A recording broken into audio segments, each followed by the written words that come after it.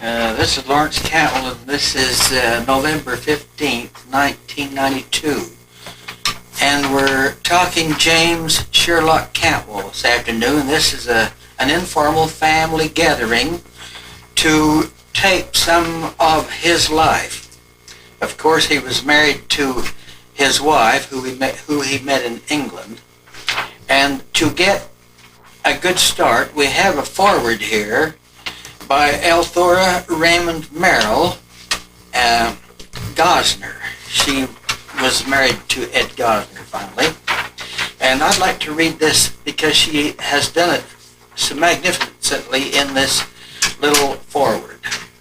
As far back as I can remember, I have been aware of the fact that my great-grandfather, James Sherlock Cantwell, kept a journal in which he recorded important events of his time. This journal was the most treasured possession of his son James, who continued the writings after his father could no longer do so. I have also known that it has been the desire of my aunt, Lenora Cantwell Kirkbride, to have this journal copied so that the descendants of this good man could better know him. This winter, 1968-69, I made up my mind that if it was going to become a fact instead of a dream, I'd better get at it, and this copy is the result.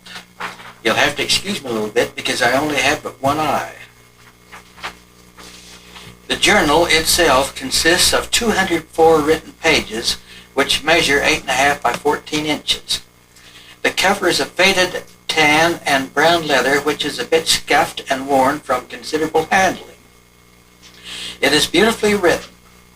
All entries are in ink, and the writing is clear and firm until later years of great-grandfather's life, when ill health caused his hands to tremble.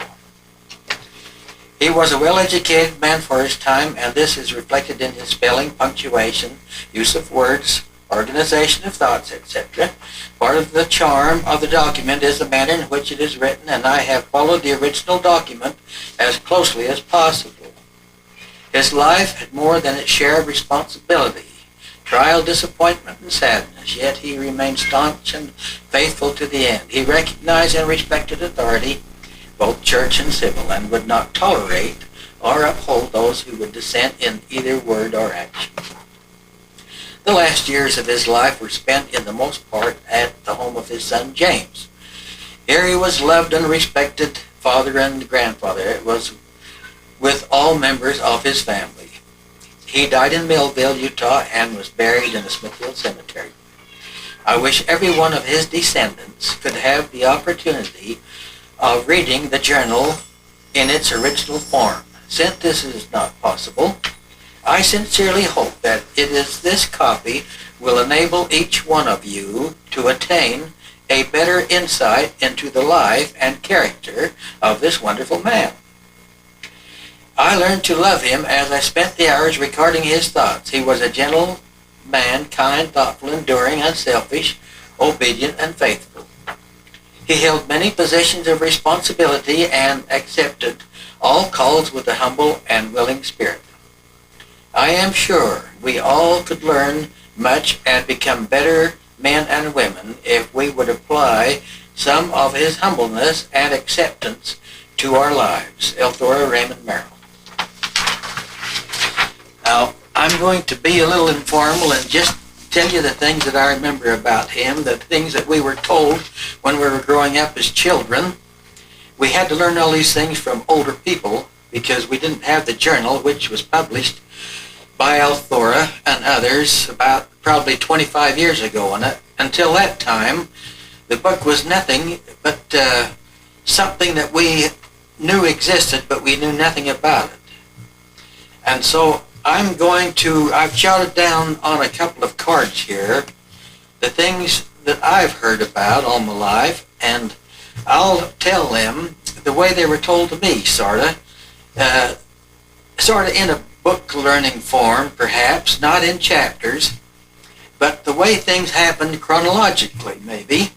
Of course, he was born in Ireland, He had a drunken father, had an awful time that way, couldn't go to school except for 2 years, and he was taught by what they called learned scholars. And the 2 years that he went to school must have been crammed pretty darn tight, because he learned as much in 2 years as most people do when they start college. And he took that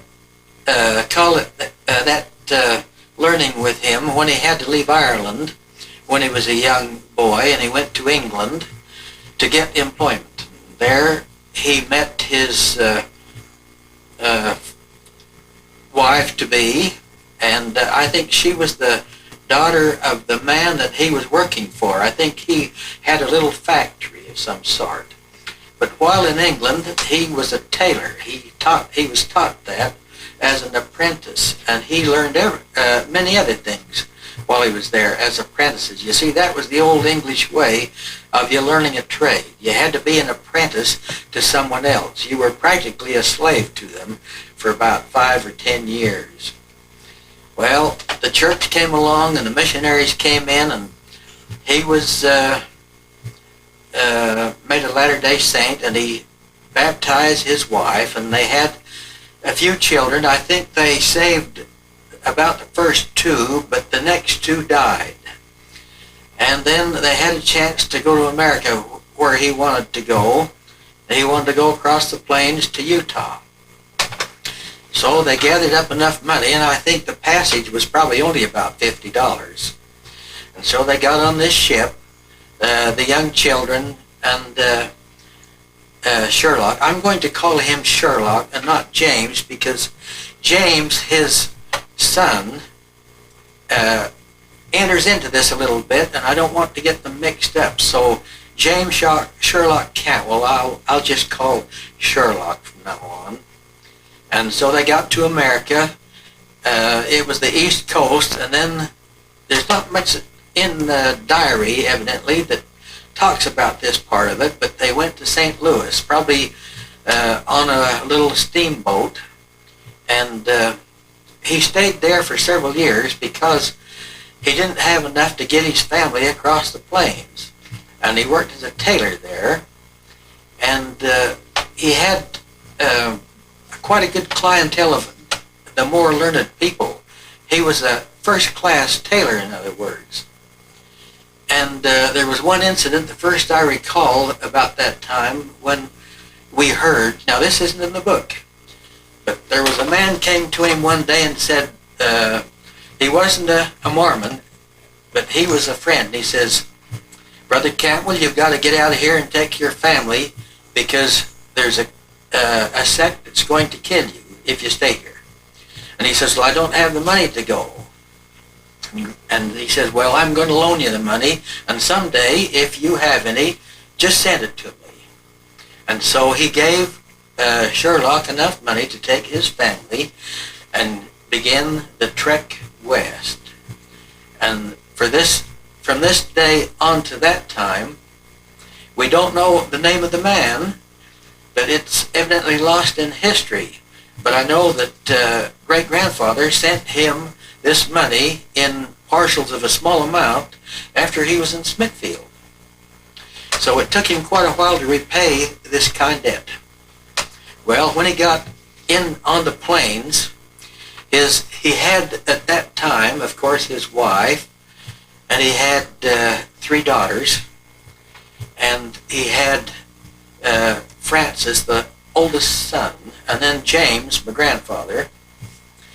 And then there was a younger boy. I don't know whether I think he was born probably in St. Louis, but anyway, his name is William Hamer. And that was all the boys then. And I think there were just 2 girls then. And while on the plains in Nebraska, the one girl, Ellen, I think she was the oldest one. Later, she married a McCann in Smithfield. She got bit by a rattlesnake. It was a big old Texas rattler out of Nebraska, and they were pretty darn big, and they thought she was going to die any day.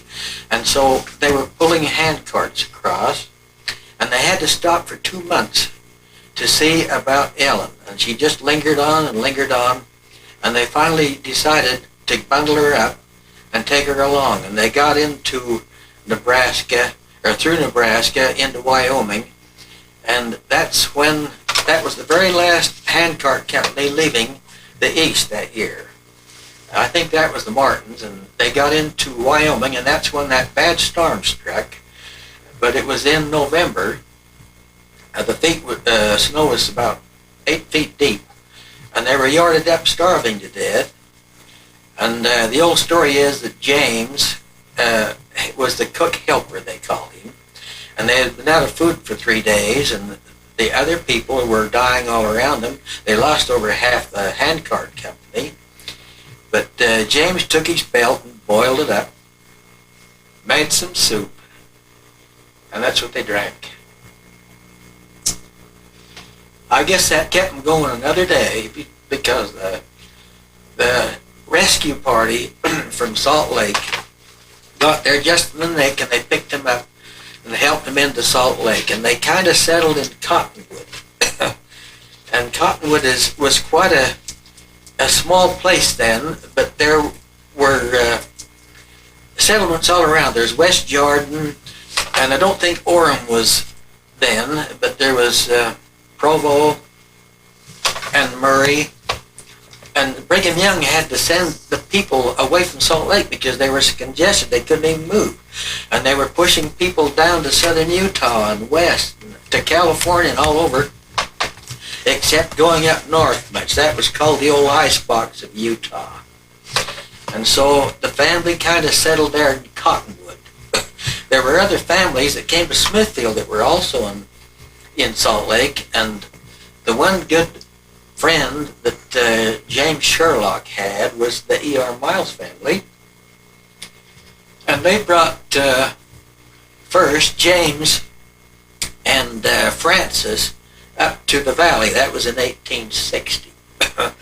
And in 1860, E.R. Miles came with his family. There were actually two Miles families. There was the Albert Miles family and the E.R. Miles family. The Albert Miles family they lived kind of together, but they had different places where they had their settlings in Smithfield. But Grandfather Cantwell, I think he was about 13 years old in 1860 when they came up. And he worked for E.R. Miles. I think he got about $12 a month. And E.R. Miles helped him buy a farm at that young age. And Francis had stopped into Millville, where he had friends. And the mother had died, bearing this child, Lucius, the last one, who was later a doctor. And they had to farm their children out. There was the one daughter they had to leave in West Jordan, and Lucius. And they finally, and also, I guess, William Hamer. And so they came with these other children, but they didn't come until 1862.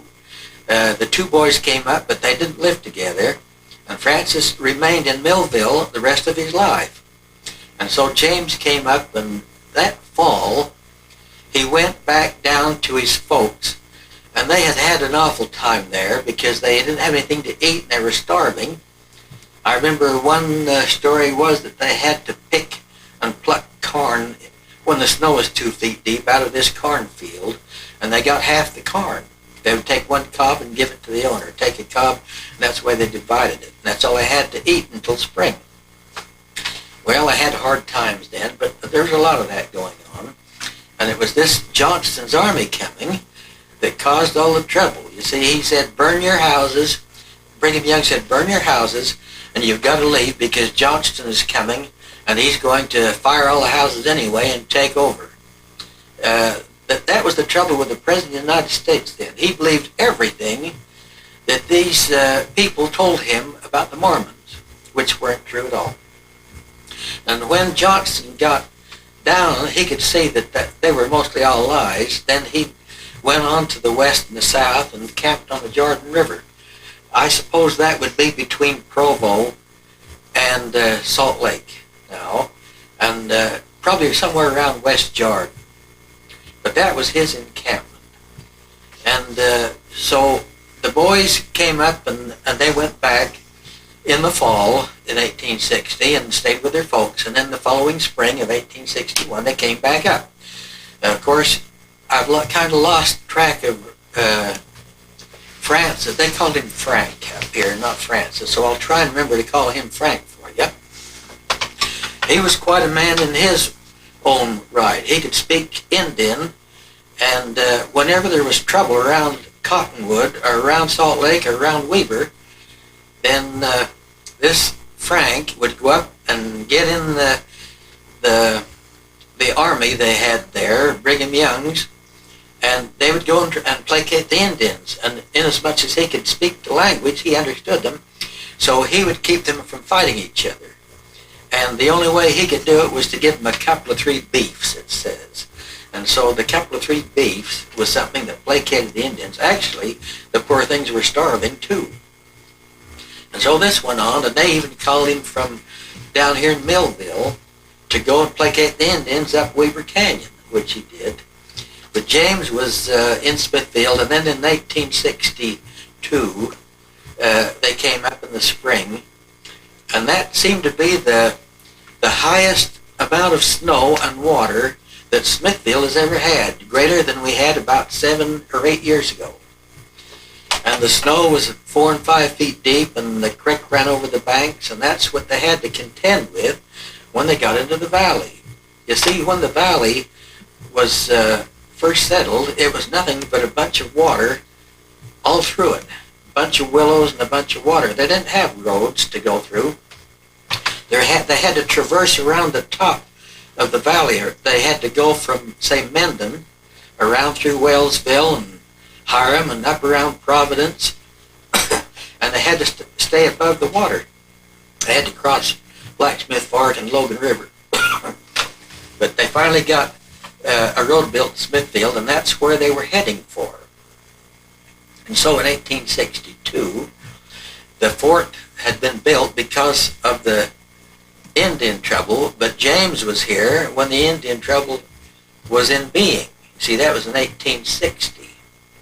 And he saw all that happen together with my grandmother, Julia Collett. The Colletts had come in 1860. In fact, there were quite a few families that came in 1860.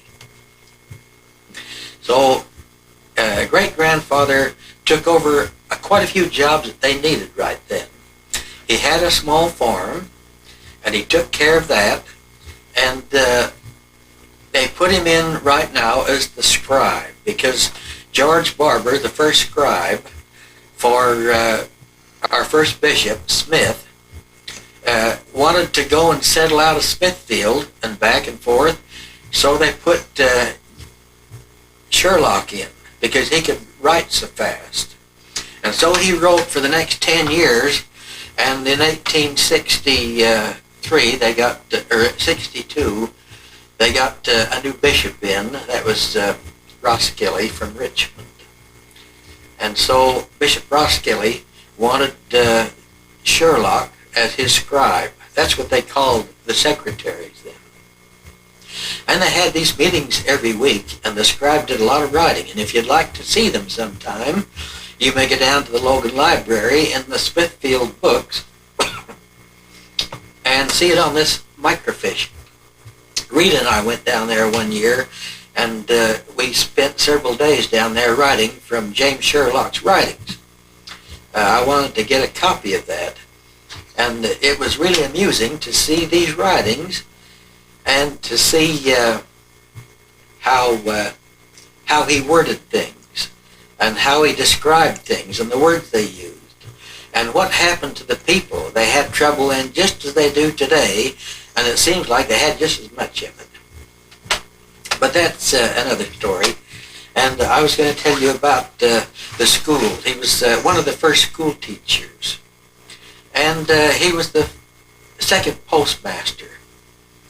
And there was no trains then, so he would walk to Logan to get the mail. And the Logan would come up on a prairie schooner to Logan, and he would get it from there 3 times a week. And he had to walk down through these muddy roads, remember. There were no no paved roads. The water there between here and Logan, there were many springs of water, and there was always mud holes where the horses and oxen could hardly pull the conveyances through. But he had to walk through that, and he did that probably for about 5 years.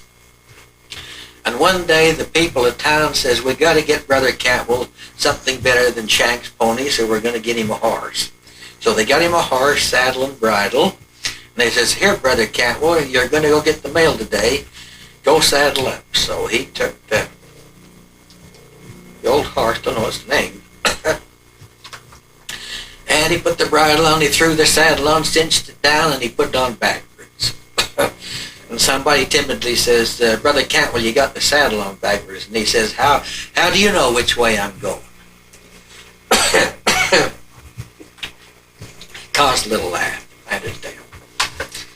But anyway, he was quite a hiker too.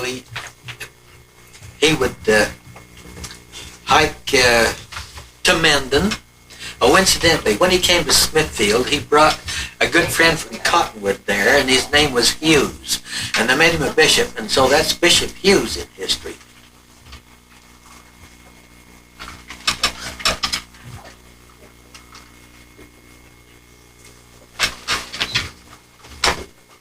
Would you like your break, Lawrence?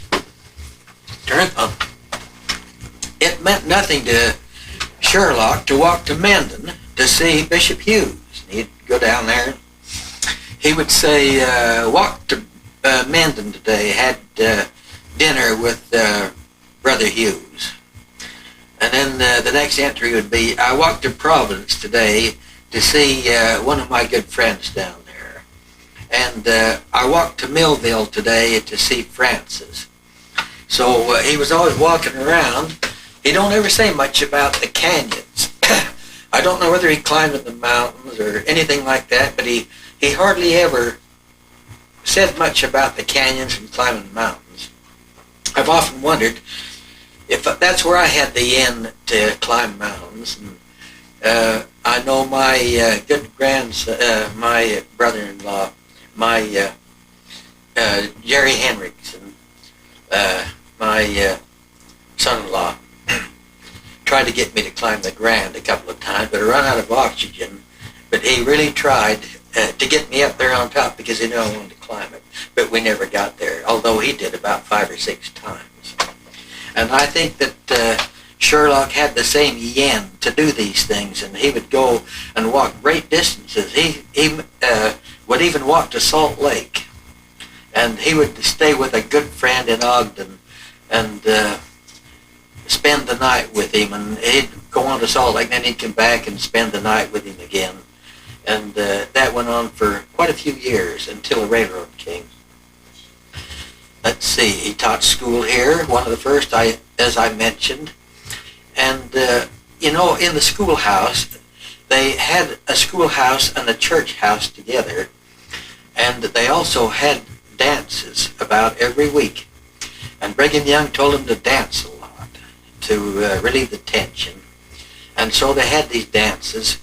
And evidently Sherlock was a great dancer. He brought the dances from Ireland when he came from there. And when they had a dance some of these evenings, the young girls would run up to him and say, "Oh, Brother Cantwell, will you teach us that Irish jig?" And so Brother Cantwell would teach them all how to dance. And in history, there's one girl that I remember, I think that I used to know her when I was a little kid. That was, her maiden name was Anne Scrowther, and she was Sadie McCracken's mother. Sadie McCracken is the one that started the Help Day. And this girl was one of those, and she was the ringleader, and she'd run up and have Brother Cantwell teach him all those jigs and dances. So he would teach them, and he taught school, and he was right in the thick of everything. If they needed to write good drama, and that they wanted to act on the stage, these Mormons were great actors. They would say, "Oh, Brother Cantwell, we've got to have a drama next week, would you write it for us? Of course, he would consent and they'd say, all right, now choose the one for you. You're in it too, you know. And so he would write the drama. He had some of the darndest names for them. And they would act this out, and he would always be in all the plays. And he was a member of the choir. If they had any celebration, the first thing they'd do before daylight was to jump in this wagon, all the people involved, like the choir, and they'd run out and serenade him. And he got serenaded for Thanksgiving and Christmas and all of these things because everybody thought that Brother Cantwell was okay. Well, he practiced his trade of tailoring in town. And not only that, but he, on the side, he sold the first sewing machines. I think in Utah, they were a small machine. They had to be because they only cost $5. And being a tailor, he knew how to do these things. He was the first man to have fruit in Bountiful.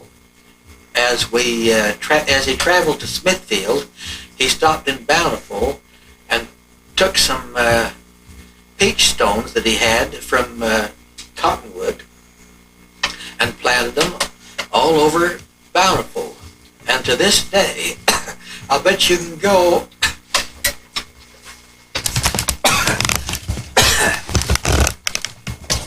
Okay, there we go. Start again. and so this old area down there in Bountiful still has peach trees that he planted. You know those old clingstone peaches, the best in flavor, but it was real hard to get them apart. And there were other things that he did. He was the first fruit tree salesman around. I don't know whether in the valley, but to this day I can go to his old home and go in the back lot and select me a good apple in the fall from the trees he planted. I think there were two kinds. There were wine saps and winter pearmains. And the younger ones would never have heard of those apples, but to us, they tasted mighty fine in January. And he was a good clerk in stores, retail stores. Mostly, well, the stores then sold everything. They sold saddles and rifles and food and buttons and everything. And the first ones were the co-op that was owned by the church. You see, the churches owned the first stores. And he worked in that. And then other merchants wanted to go in and have a little of that merchandising. So there were two men in town, Richardson and Douglas, that wanted him to clerk in their store too. So he would clerk back and forth, and it made the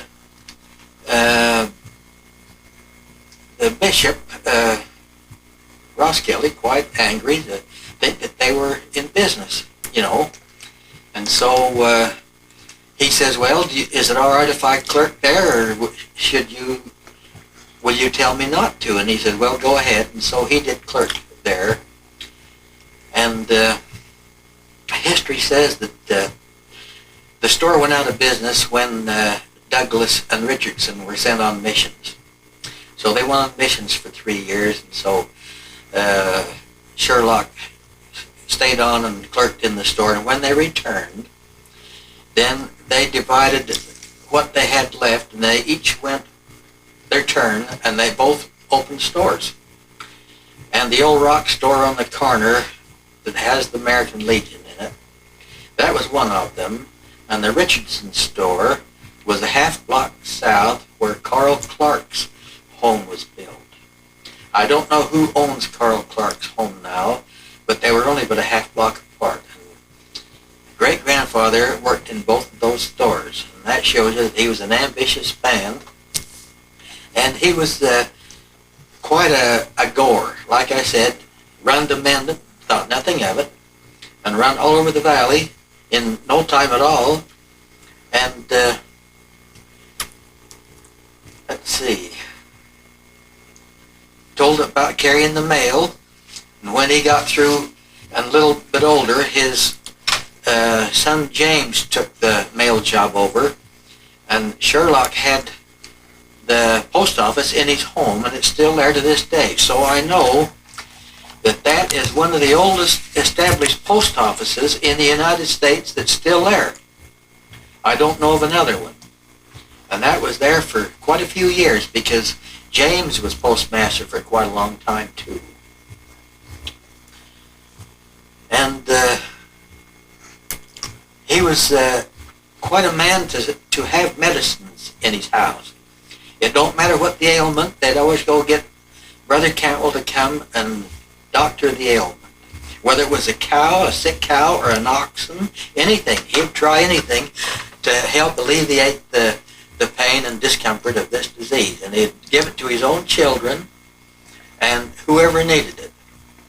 And there was quite a few amusing names that the medicines, they were patent medicines, went by. And there were also, when he got married and got his wife Julia, she knew from her folks a lot of good medicines. Only she got hers out on the hillside. She knew all of those wild things that you brewed up for medicine, and they really helped. Let's see. It seems like I must be the oldest great-grandson that Sherlock has alive. I don't know any of the others that are, I guess I'm the oldest now. And we're just about 100 years apart. So whatever I say reverts back 100 years, then it might come close to the present. Through other generations like James. You see, I'm the fourth generation down from Sherlock. And the same things that he did, I'm sure, are the same thoughts that we have today. He was a great scholar and a singer. He sang in the choir and a great dancer. And he worked in the stores. He's a salesman, made suits for the people. And he'd go out and he was the teacher in his high priest quorum for years and years. And also another meeting they called the School of the Prophets. That's something that they had special on Sunday, and they would always get him to teach it because he could put it over pretty good. And they had the general authorities up all the time from Salt Lake. They'd come up and spend a week. And they had something happen in the church. I don't know for sure, but I'd say it was around 1878. And that was the United Order. And they sent word that they wanted everyone to join the United Order. And the one that had that in charge was Brigham Young's son. And he came up and they had a United Order in Logan, Hiram, Wellsville, Mendon. They had one at Smithfield and Richmond. And Newton, as small as it was, and just a young settlement, they had one there and in Clarkston. And they had that pretty good for about 6 months. And they says, in order to be a member now of the United Order, you must be rebaptized, and you must give up all your earthly possessions. And when you join, you will have nothing, but you will be given the things you need. And so Sherlock turned his home and farm over to the United Order, and his son James wouldn't join. He says, I don't hardly believe in it as yet. And so in about 2 or 3 years, it was abandoned, but Sherlock didn't get his possessions back. They wouldn't give them to him. So he lost his farm, and he lost his home, and he had to go live with his son James, who was a young married man then. And so his son James, over a period of several years, bought the farm and home back for his father, a little at a time. And that's why the United Order got to be such a bad feeling around the towns and villages. It took them back about 10 years. And people weren't just ready for that then. But that happened in Sherlock's life. But it didn't make him bitter. He wouldn't ever say a bad word about it. But he probably had some thoughts about it, all right, if the way I think that he would have thought.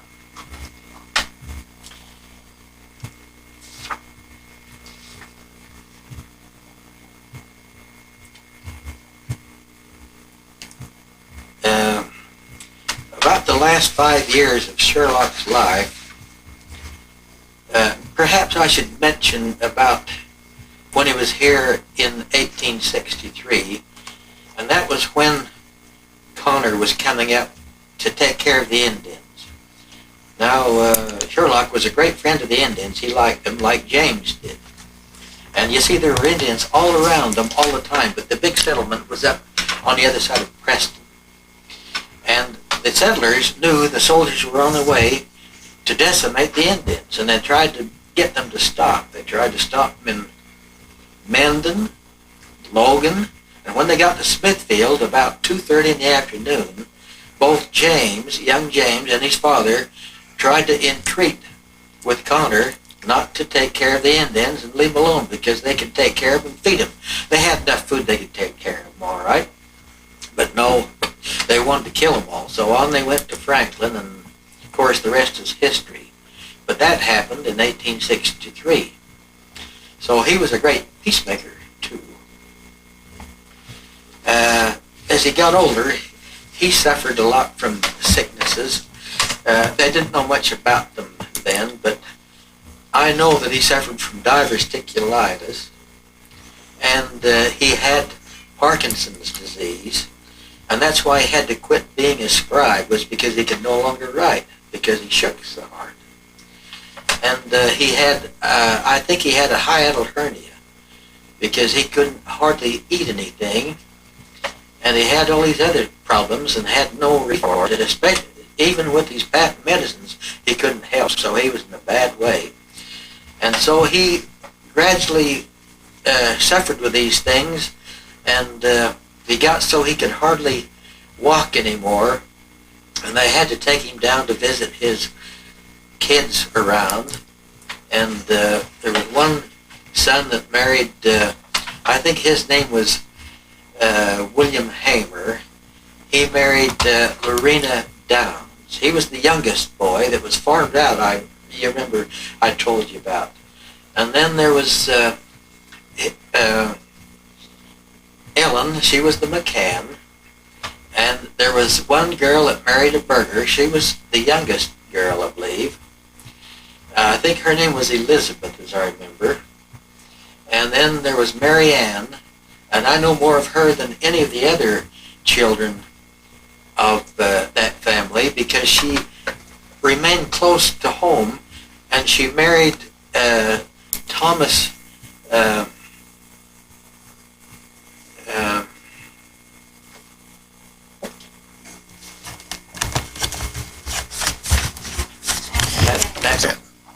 Now this Thomas Mather that I was mentioning was the original band that came to Smithfield in 1859.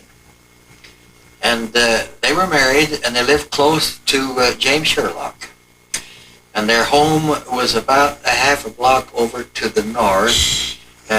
Nowadays, you would call that about 37 north, first east. And Sherlock's house was about 11 south, first east.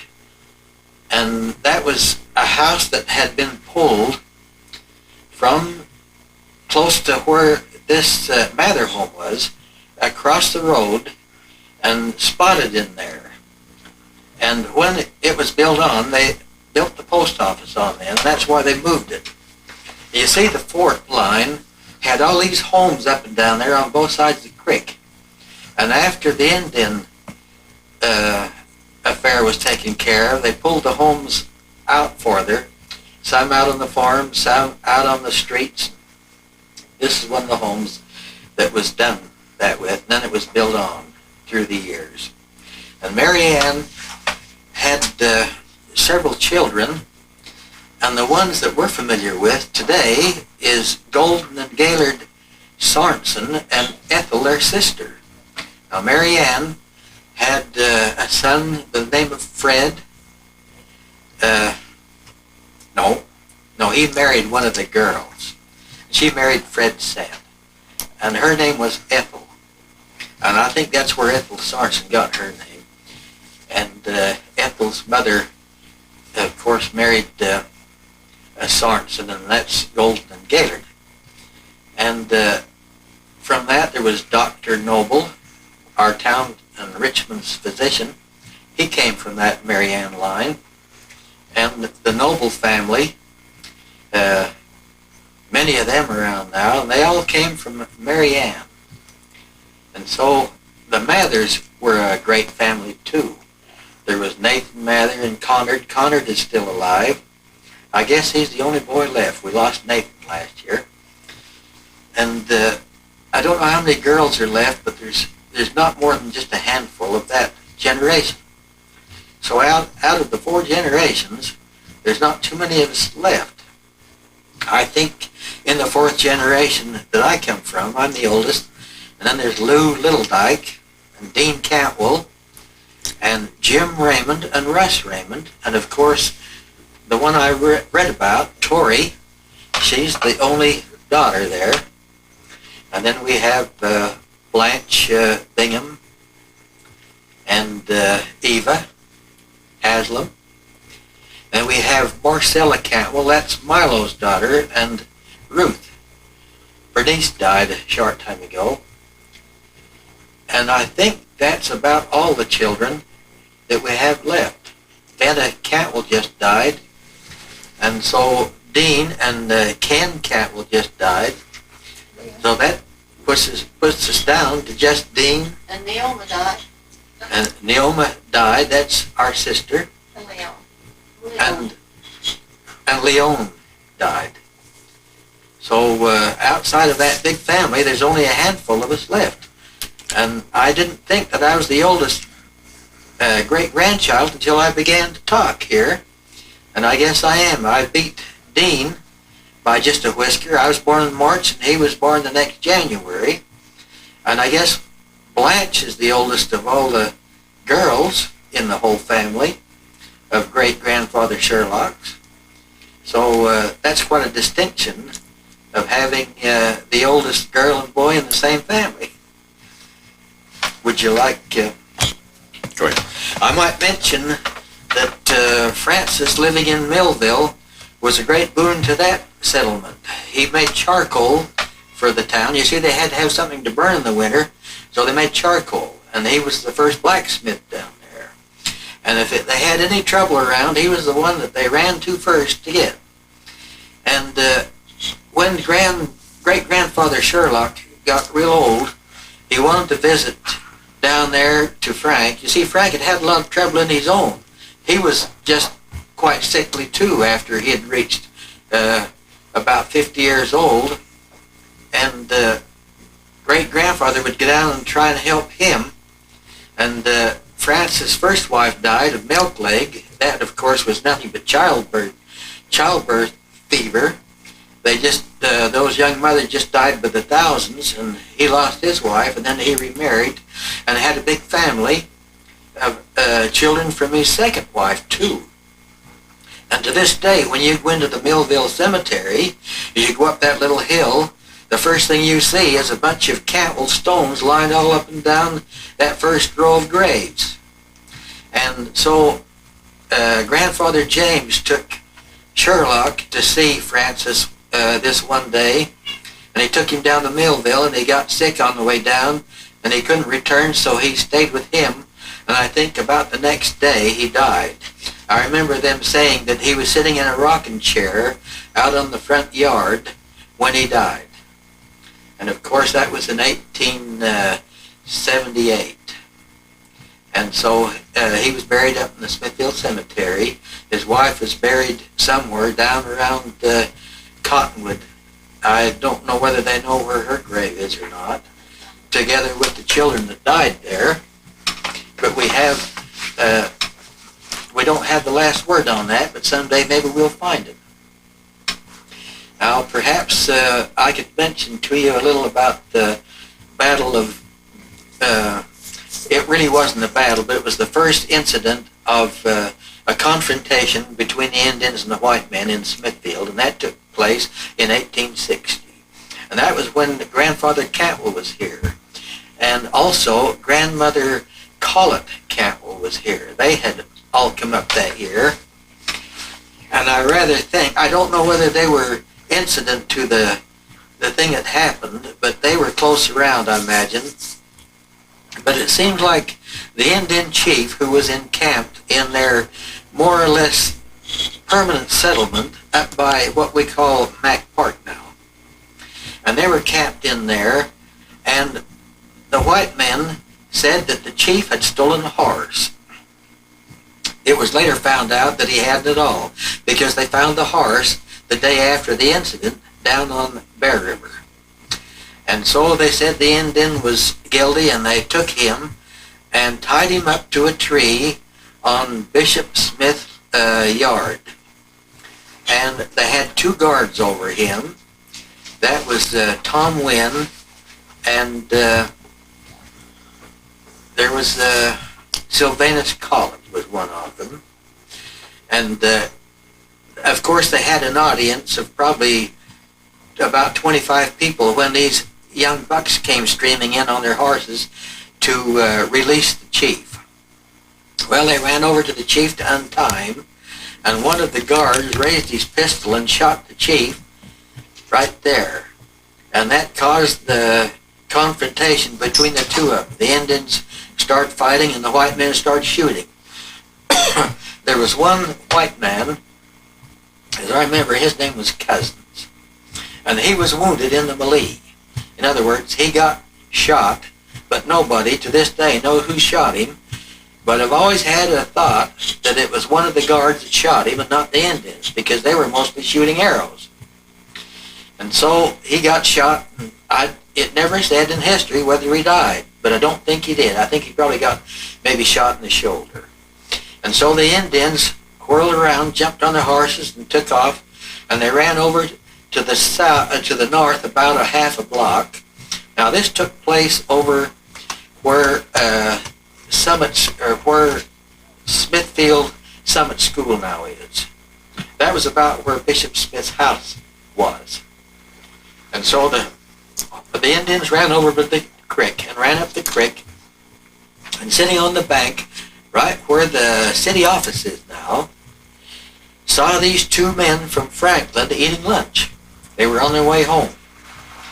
And this July day, the Indians rode up close to them. I guess the men from Franklin had heard the popping of the shots, but that's all they knew about. And the Indians rode up to them and killed one man right there, and then they whirled and ran up there was no roads much, but they ran up where the old mill used to be, up the side hill, up where Larry Lauer's place of business is today, and around the hill, and they met a little buggy coming down, drawn by a horse, of the 2 Merrill boys.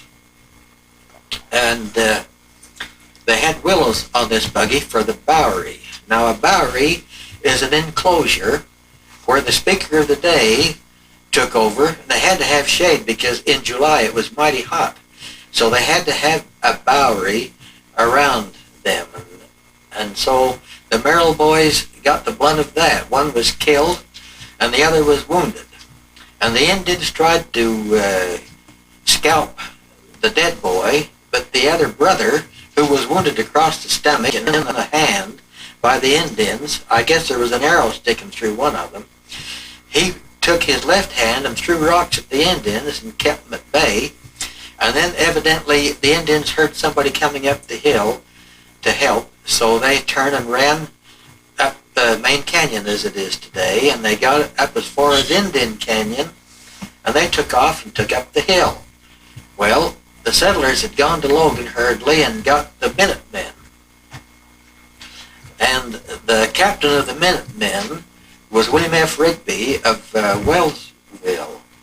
And he had just got into Logan, and the Minutemen came and chased the Indians up there, and it was getting dark by then, so the white men turned around and came back, and they don't know what happened to the Indians, but the one Merrill was buried the next day, and the old Indian was left just east of town on the ground, and then about a day later they went up and dug a shallow little trench, threw him in, and he was uncovered by, I suppose, the coyotes in just a day or two, and eaten.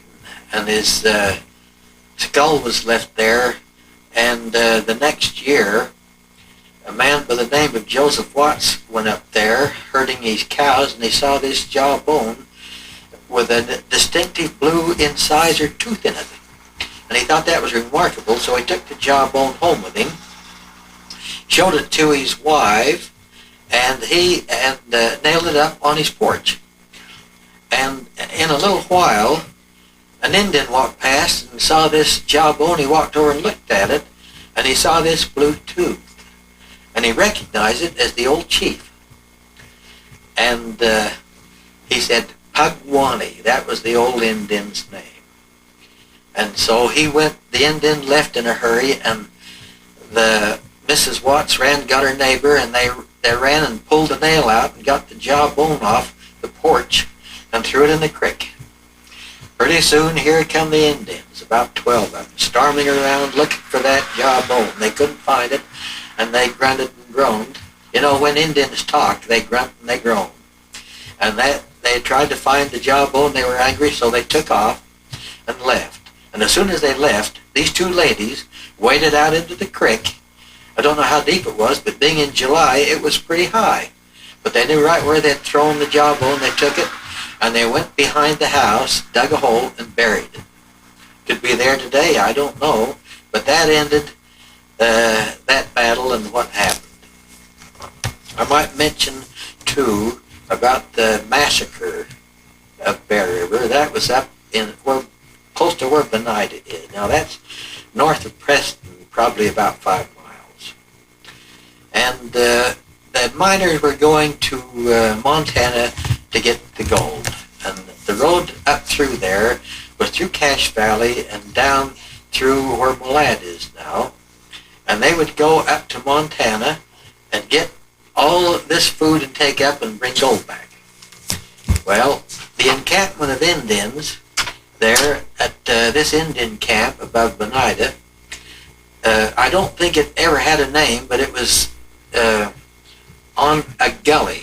And the gully came down with a stream of water in the bottom.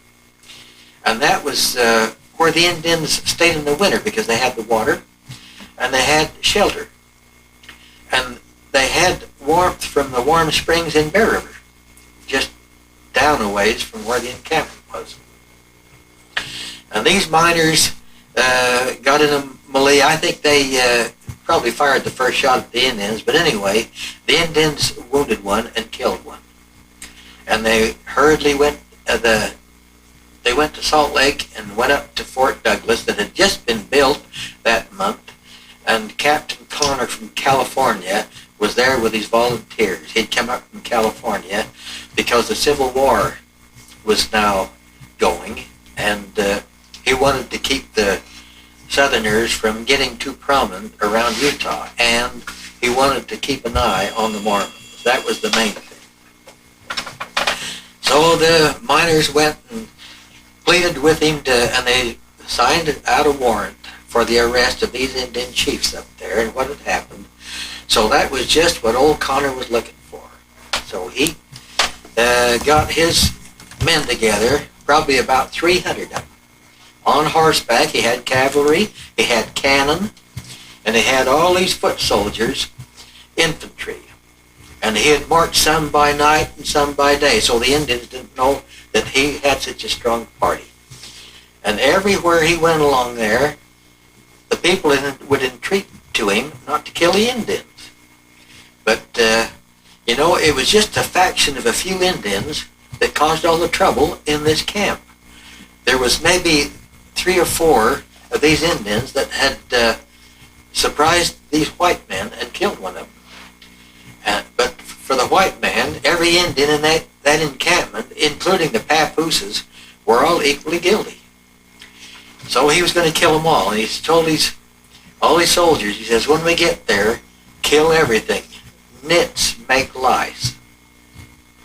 So they started out, and when they got to Smithfield, as I mentioned earlier, they entreated with him not to kill him. Went to Richmond.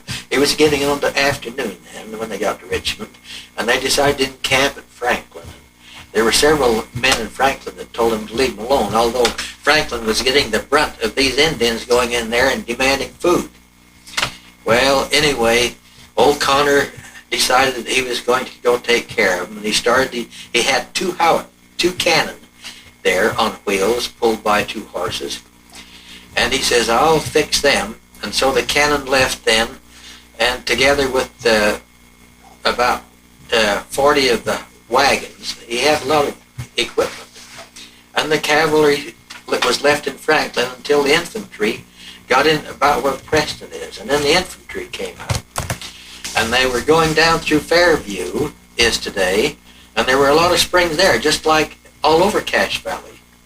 And they had no way to get through the deep snow, and they sunk both their howitzers right there in the mud, and they never could get them, so they unhitched their horses and left them there until spring. So that left the cannon away from the battle, but they got up there, and when they got to Bear River, they looked across and saw the encampment of Indians. The Indians knew that they were coming because they had a few choice words to say to Connor and his helpers, but they didn't realize that Connor had so many soldiers. They thought he had about 100, but he had 300. And so they couldn't get across the Bear River. The Bear River ran swift in those days. It wasn't like it is today. And they tried to cross it, and they couldn't. You see, it was just about 20 below zero that morning. And I've often wondered why Connor would leave Salt Lake in the coldest part of the winter. You couldn't tell him anything. He came from California where it was warm. And he went up there against good advice from some of his people. And he got up to Preston, where Preston is. And when they got to the river, then they tried to cross it and couldn't. And it was the cavalry that had to cross it. And the first bunch would go across with a man on, 2 men in a saddle. And then they'd leave the one man and go back and get another one. So they were just a ferry to go across the river.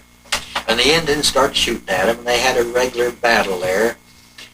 And I don't understand the time element they talk about to this day, because one historian would say they were shooting at the Indians across the river, and the Indians were shooting at them, and then the men got on the horses and went across, and they had a regular pitched battle of a few minutes. But the historians say, well, it lasted 3 hours. And one would say it lasted 4 hours. And another would say, well, it lasted 30 minutes. But it lasted long enough for the soldiers to encircle this encampment and surround it, and they got rid of most of the Indians that were fighting then. And there was one faction of Indians that got away, and they fled to the north up toward Fort Hall. And there were a few of them that jumped in the river, these young Indians, and they swam underwater down to where these warm springs were, and there was only one boy that escaped. I think all the rest were killed. But the soldiers got across the river, all of them then, and they were turned loose after they'd killed all the men. They started on the squaws, and they killed all of them, and they started on the papooses. They got them. And so after the battle, the wounded soldiers were gathered up and taken on sleighs to Franklin, and they stayed the night there. They said there was a great amount of death on both sides, but history says that there was only 11 soldiers that was killed in the whole battle, and there were a few that died of frostbite, and there were a few that died of frostbite going to Salt Lake. And when you go to Fort Douglas and see the graves up there, you can see what day they died, and once in a while it'll tell you what they died of. Died of wounds or things like that. And there weren't many that were killed outright. I think there were about, as I said, about 11 that died, and the rest died of frostbite. And so that was the end of the Battle of Bear River, as they call it, or the Massacre of Bear River. they're trying to change the name today to the massacre, and I don't know who's going to win, but it actually was a massacre, and it was the greatest massacre in the history of the West. More so than those big battles up in Montana and Wyoming, on all the other places that you see in the movies so much. How many Indians were killed, Lawrence? The Indians, well, they say between 375 and 400. That's the amount of the Indians that were killed. Now, I've been asked to relate some history and happenings that happened in Smithfield. Under Captain Wright, a wagon train of 21 prairie schooners came to Smithfield in May 1859. They decided to stay and called the place Summit. They made camp near the present Richard Hanson ball field. They planted gardens and built a couple of one-room cabins. Because of Indians, Peter Mon advised them to return south. South being Wellsville, of course, where he lived. In September, they left and settled Logan. One family in the train was the Blanchards. Tom Blanchard is the great-great-grandson of this family. On October 10th, the first permanent pioneers arrived here. There were 8 families. They stopped where the wagon train had been. With winter nearly on them, most of them made shelters in their wagon boxes. Those families nearly starved to death. I suppose they thought they had enough food for months. It lasted just 2 months. They found the abandoned gardens. It helped out. 2 of the families were Thornleys, John and Robert. Their cousin, Seth Langton, was another family. Incidentally, Seth Langton's wife was the first school teacher in Smithfield, and the students would go to their home and she taught them there. One December morning, Robert was walking down by Summit Creek toward Bear River. He found the carcass of a cow that had frozen to death. He got John and Seth, and they returned to the frozen animal. Robert offered up a prayer that the meat would not be harmful to them as food. Then, with an axe, they chopped up the frozen flesh and carried it all to camp. History says that this meat and Robert's sugar beets was the camp menu for 3 months. 2 grandchildren of Robert are still living here today, Willard Thornley and Louis Thornley. 2 of John's great-grandchildren are still close by, Don Thornley and Glenn Thornley. As you enter the cemetery, the large round ball on the headstone marks the grave of Seth Langton. In the spring of 1860, the little settlement was moved east at its present location. It was surveyed and placed in line with Logan and Richmond. It was also closer to the source of building logs for homes. Of course, the logs were up the canyons, and there weren't many evergreens in the valley. They were all willows and cottonwoods. The name of Summit was changed to Smithfield in honor of the new bishop, John G. Smith. This year, many new families joined the little band. Some from memory are reading in reading history were the Toulson, the Chambers, Weeks, Pitchers, Macks, McCrackens, Curls, Cantwells, Collets, Tidwells, Smiths, McCanns, Fishburns, McCombs, Olsons, Lowe's, Miles, Williams, Raymonds, Arns, Doan, Jones, Ainscoffs, Sants, Mickles, Watts, Watsons, Ewings, Greens, Nelsons, Colemans, Wynns, and Boyces. I'll quote from some of my earlier writings. In the cemetery are some small flat markers of the Williams family. Ezra G. Williams was a councilman to Joseph Smith. Williams' wife, son, daughter-in-law, and grandchildren came across the plains and settled in Smithfield in 1860. We wonder why Father Ezra did not come with them. Perhaps he had died. The son was the first professional medical doctor in town.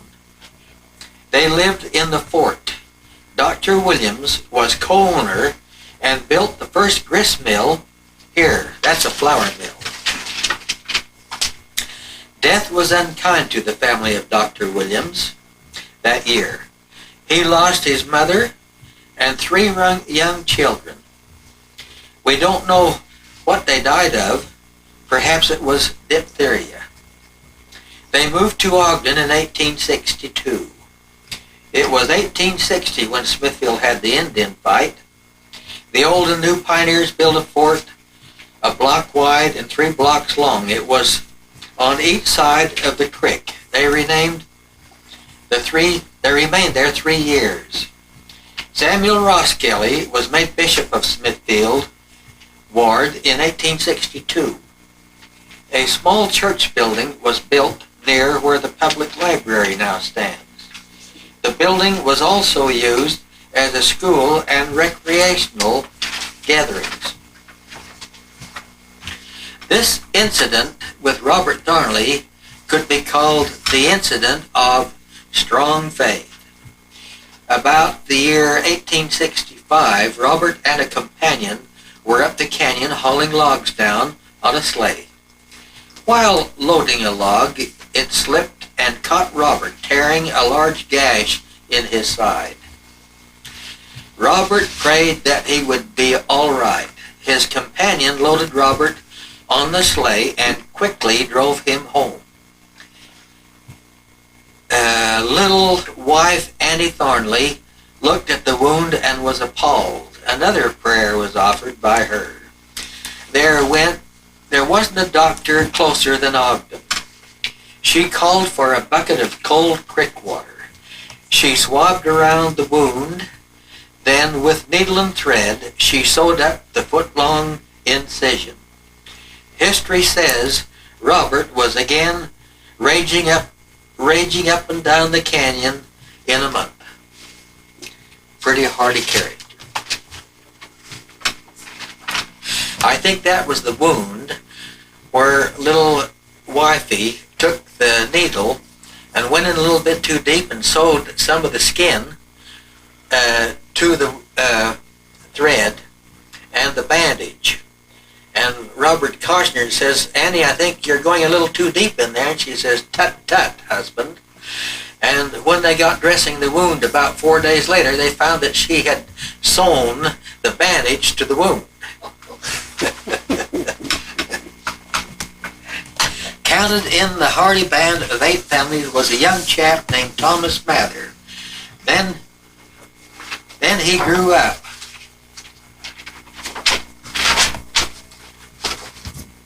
He chose a suitable mate. I think he showed excellent judgment. I think I touched on this subject a little bit earlier, but I'll tell you about it because it's printed here. He married my grandfather Cantwell's sister.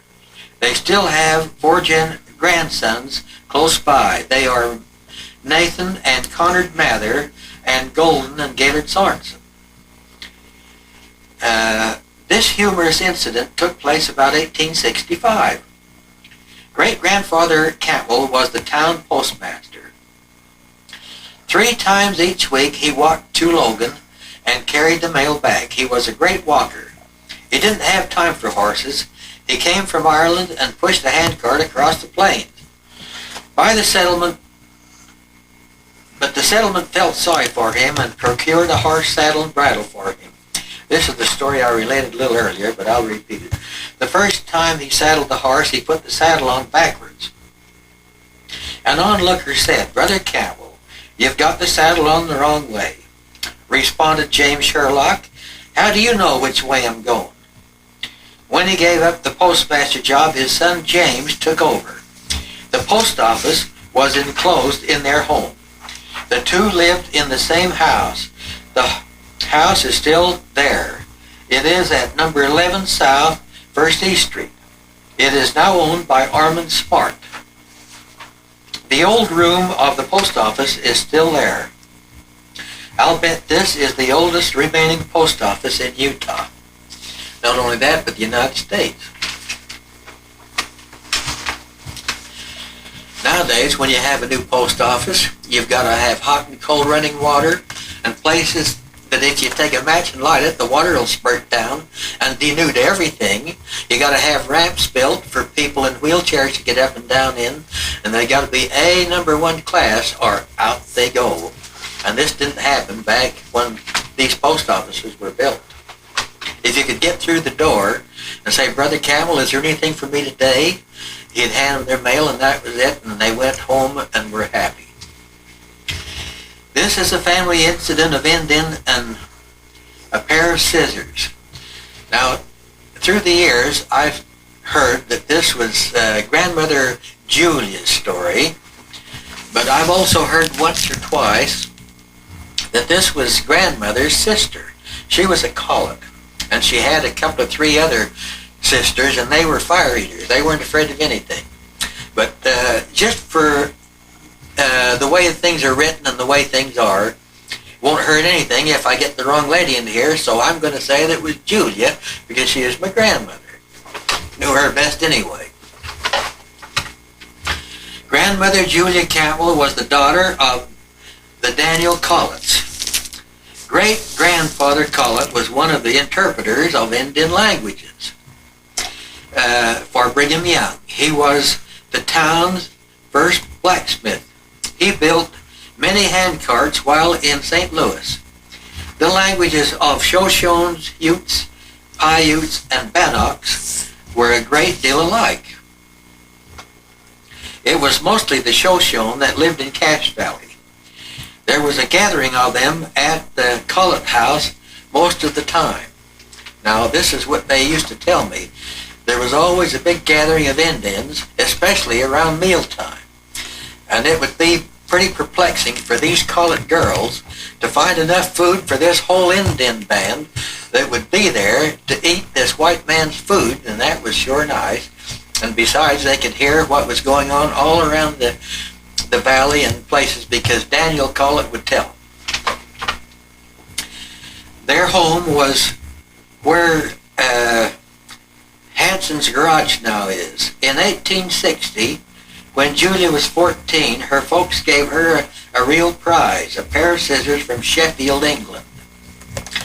One day, Julia was sewing. A young squaw watched her chance, picked up the scissors and ran. Julia was just behind her. The camp was located where the Mac Park now is. At the camp, grandmother grabbed the squaw and threw her down. You know, squaws were called squaws when little papooses were about 8 years old, then they were squaws, you see. So any Indian girl was a squaw real young. Grabbed the squaw and threw her down. Dust flew, tempers flared. Girls were screaming. The old chief was laughing and spatting his hands. Julia found the scissors in the Indian's clothing. She then marched triumphantly home. She was a strong girl. Later, in 1906, she was the first Relief Society president of the new Second Ward. She could speak Shoshone as well as her parents. I can attest for that. I heard them speak it all the time. You know, these Relief Society presidents really had a job. They had to lay out the dead. They had to no doctors around, they had to go and be the first ones to go and help out where they could. If people were dying, they'd stay there and try and save them. If they couldn't save them, they'd lay them out. They even had to build their caskets if they couldn't get their husbands to. And that's the plight of the Relief Society. They really had a chore in those days. Incidentally, come to think of it, Julia being the first Relief Society president under Bishop Wynne in 1906 to 1919, we had another one in the new Third Ward, and that was William Hamer Cantwell's wife, Eliza, and she was the first one. And then when the Third Ward got too big and they made a Fifth Ward, the first Relief Society president for that was Rita Cooley Cantwell. And it looks to me like those Cantwells knew what they were doing to get these Relief Society presidents hobbled around there. I just thought of that in passing.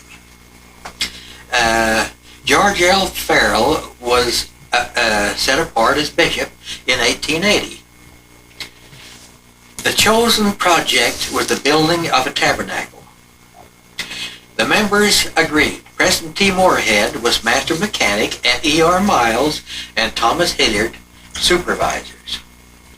The timber was sawed from logs taken out of Maine and Birch Canyon.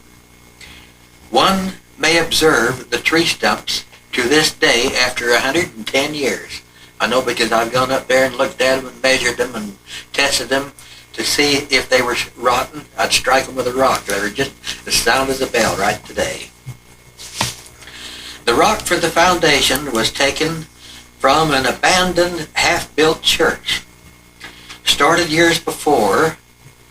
This is at the present site of the First Security Bank. The sandstone came from a quarry northeast of Franklin, Idaho. In those days, they thought Franklin was in Utah. The shingles were made from the balsam trees of South Fork Canyon. The brick was manufactured out of the sand and clay taken from the sand bank near Cash Smith's farm. That's over in Amalga. Contribution of the building began in 1883. Foundation rock was being hauled, and Joseph and William Hill, with helpers, began laying the foundation of the building. Men were bringing saw logs from the canyons to Thomas Hilliard's sawmill. They were then sawn to floor joists and subflooring. Mr. Mortensen was busy making brick to burn. Solicitors were out to get money and work them. This was the procedure for nearly 20 years before the building was completed in 1902. It had been used for several years in a partially completed condition. Total cost was about $77,000. There were additions, changes, and improvements made to the building for many years before it was dedicated in 1905 by Apostle Roger Clausen. In 1906, Smithfield was divided into two wards. Summit Creek was the dividing line. Those living south of Tabernacle during the years from 1910 to 1914, the Second Ward Choir presented a series of operas throughout the valley, and proceeds from the activity were donated toward the purchase of a beautiful pipe organ for the tabernacle. Today, this organ is in the Second Ward building at First West and Second South Street. The tabernacle was used as a place of worship and also a community building. Plays, pageants, operas, graduation exercises, and community meetings were held in this building. I remember I graduated from there in 1927 from the junior high school. And a lot of those behind me and a lot in front of me went there at the same time because it had the biggest seating capacity in town. It was used by the Second Ward for many years. The tabernacle was difficult to heat. It was not wisdom to continue using it. It was used until 1943. The building was made into a recreational center by the LDS Church.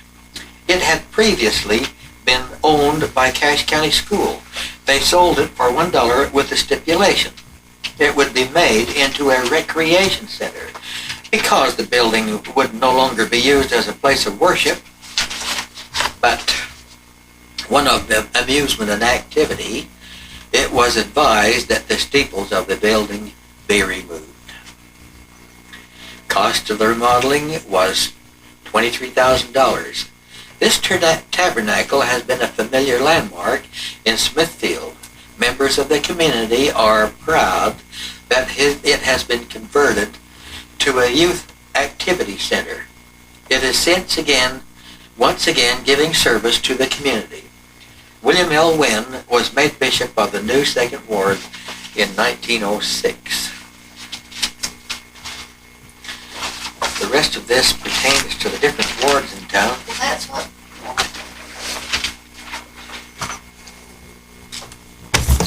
Take a rest. Okay. Through more growth in 1926, the Second Ward was divided in two wards. Richard Ross-Skelly of the new Third Ward was called to be bishop. Summit Creek still served as the boundary line to the north, Main Street to the 3rd south, then to 1st west, then south. There were 506 souls in the new 3rd Ward. After the excitement of the new ward was over, the bishopric found themselves without any priesthood or auxiliary organization. There was no building to meet in. They didn't even have a songbook. After much counseling, they arranged to meet in the public library for sacrament services. The Summit School was used for all auxiliaries. Now there was a great need for a new building. Bishop Ross-Skelly and counselors L. Vern Toulson and George E. Miles met with stake leaders. They selected a building site. The new bishopric met with President Heber J. Grant and counselors to discuss their choice of a site and were given their blessing. Much strife and turmoil followed in getting the site ready. The ground was broken and construction began August 27, 1926. By December, the recreation hall was finished to hold a Christmas party for the ward members. The building was completed for a cost of $71,000. It was dedicated June 3, 1928 by President Heber J. Grant. James Cantwell was the first missionary sent out. Now, he's a member of the 4th generation. He is William Hamer Cantwell's son. He was one of the Cantwell brothers. It seems there is always spiritual and willing men standing in the wings to serve as bishop. When Bishop Ross-Skelly was released after 13 years of service, Bishop Douglas Hooper was called. Then Bishop L. Vern Toulson. Next, Don Chambers was called. Bishop Richard H. Toulson was called next. All those who were privileged to serve with Bishop Toulson appreciated his sincerity and devotion to his calling. He was qualified and systematic in his leadership. He was never late to an appointment or meeting. During this time, the first junior Sunday school for the children of the ward was completed. September 1947, Sister Elvina Ransenberger was coordinator for this organization. Merlin Jensen very ably filled the position as the next bishop. He had a true love for the people of his ward. Those he worked with, his knowledge and testimony of the gospel inspired those he worked with. His door was always open to members who had troubles or needed counseling. Through his patience and understanding, he endeared himself to his ward members. When Bishop Robert S. Budge was sustained next, it was noted, "If you want something done, choose a busy person." He qualified as a doctor in the community and a civic leader. His knowledge of business management and organization and a sincere faith in the church aided him to have a well-organized group of workers. He always stressed the importance of reverence and always sustain and respect the authority of the church. Keith C. Polson was chosen as the 10th bishop of the 3rd Ward. He appreciated the youth and always had encouraging words and suggestions to help them to strengthen their testimonies. Bishop Glenn Oliverson was called next. He knew the power of prayer and used it in directing the affairs of the ward. His members felt the Spirit and enjoyed working under his leadership. As the population of Smithfield increased, so did the church. The 3rd Ward now had 795 members. The 4th Ward had 870. It became necessary to divide these two wards and create a new ward. On December 12, 1965, the 5th Ward was organized with Glenn H. Oliverson called to be its bishop. This inspirational meeting with the 3rd and 4th Wards was held in the 4th Ward Steakhouse. This was to make the new alignment. The sacrament service was a very inspirational experience for all members present. The bishoprics of both wards officiated at the sacrament table.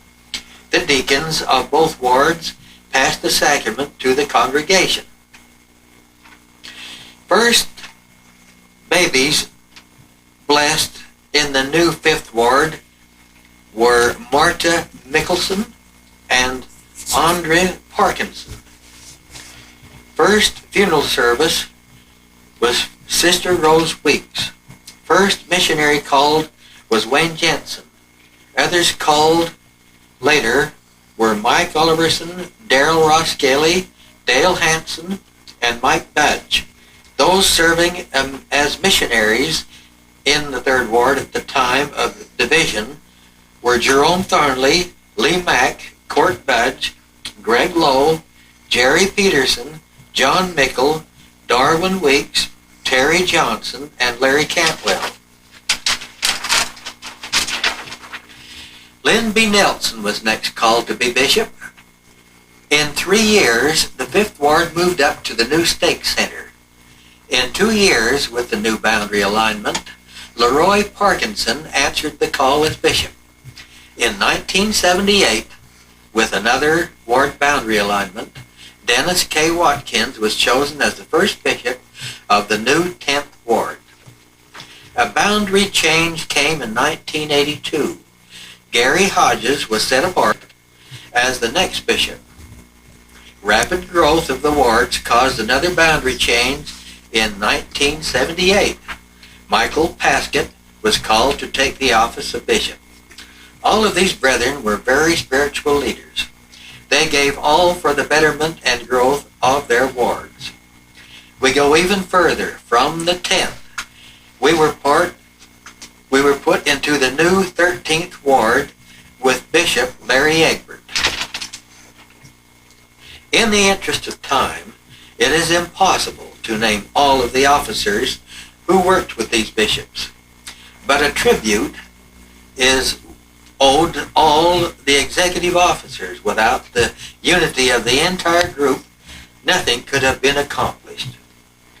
Each one has given something of his life to make the wards better. They have striven to make the members happy and comfortable, and in teaching the gospel of Jesus Christ. President McKay reminds us, in the church, There are no masters and no servants, but all working every one and each one for all. It is the principle of unity that has enabled the wards, stakes, branches, and missions to progress and to accomplish the purpose for which the church was established. I would like to note that the most of the information used in this latter part of the brief talk was taken from histories compiled by Sisters Sylvia Toulson, Ruth Gregory, Elvina Ransenberger, and Rita Cantwell. Okay, go ahead. This is a tribute to Lawrence given in an editorial by Glacus G. Merrill and KBLW on radio, October 26, 1978. He called him Lawrence Cantwell, an avid collector. I quote from him, "We've got a gentleman in our valley at the moment I'm going to recognize.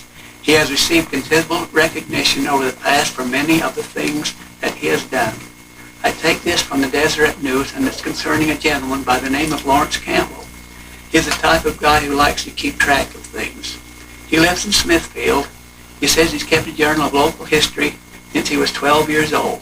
His grandfather, James Cantwell, used to tell him of the Battle of Bear River in southern Idaho when he was 5 years old. So you can tell how old Lawrence is.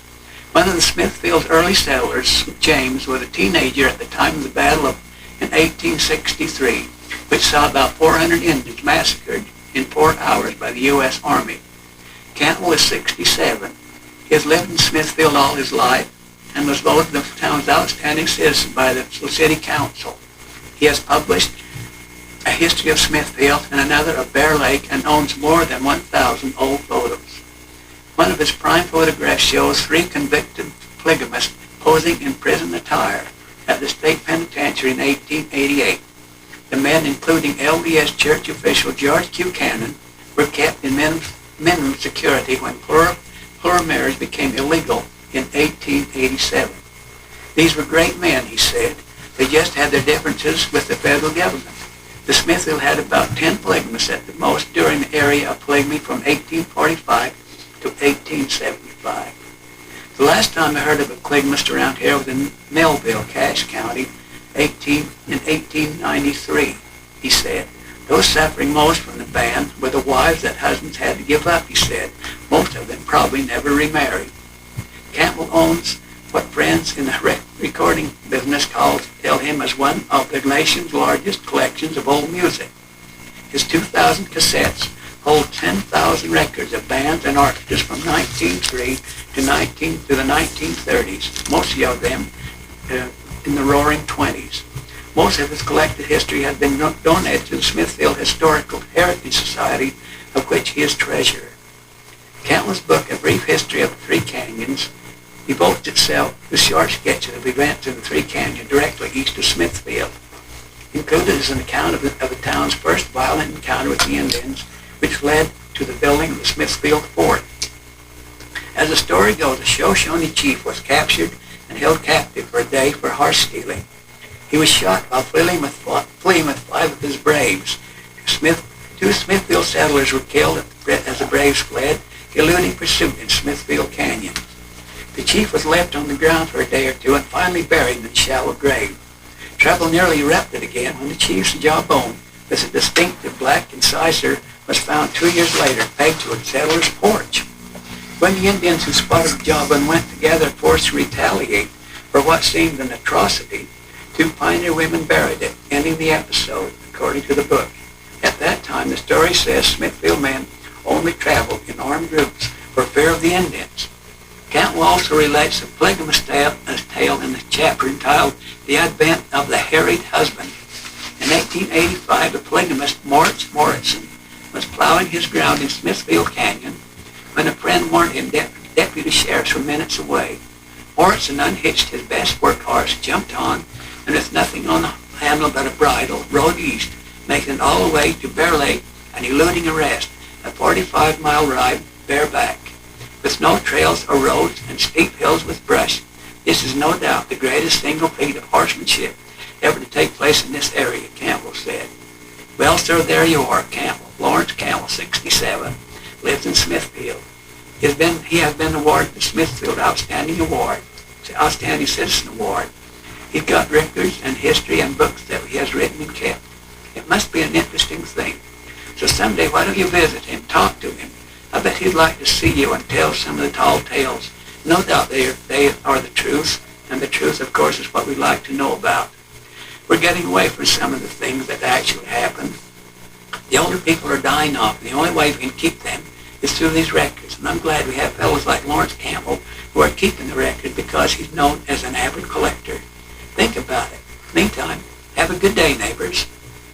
Here's a tribute given to Lawrence the night he had received the Outstanding Citizen Award. May 11, 1978, is given by Merlin K. Gettinger, president of that time the Smithfield Lions Club. I quote, "The person we honor tonight is one who truly believes in helping his fellow man, always goes the extra mile, but in doing these good deeds always does them behind the scenes. This individual was a lifetime citizen of Smithfield. His ancestors played an important part in the foundation years of the community. The one we honor has wit and humor widely recognized as a result of an Irish ancestry, has a flair for the dramatic, and has stories to interest the old and young alike.